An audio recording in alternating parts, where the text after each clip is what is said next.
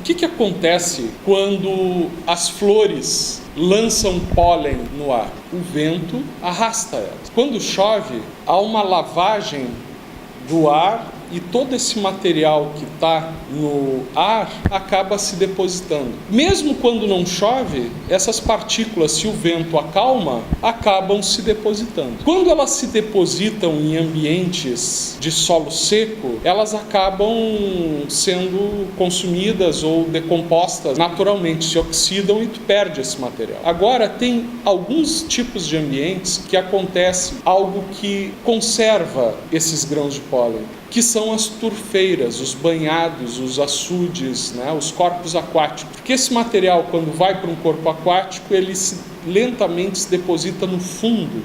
E o fundo, normalmente, desses corpos naturais, tem um sedimento que é pobre ou completamente ausente de oxigênio. Cria-se um ambiente anóxico, redutor, como a gente diz.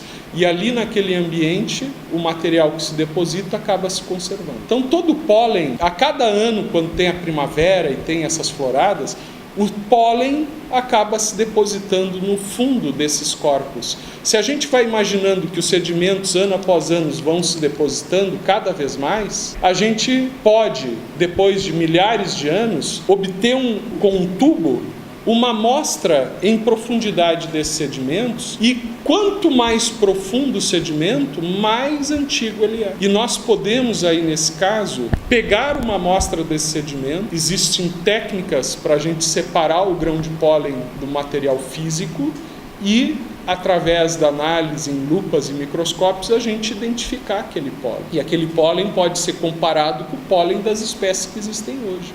Então a gente pode saber que grupos eram mais prevalentes na vegetação em cada época estudando pólen. Então, a ciência que faz isso é a palinologia, que estuda o pólen. E a palinologia hoje é uma das principais ferramentas para se estudar o paleoclima, ou seja, o clima que existia naquela época. O que acontece quando há uma queimada? Fumaça. O que é fumaça? É vapor d'água, gases de combustão e pequenas partículas carbonizadas. Essas partículas carbonizadas, assim como o pólen, se depositam nesses corpos d'água. Então elas não vão continuar o processo de oxidação até virar CO2 e água.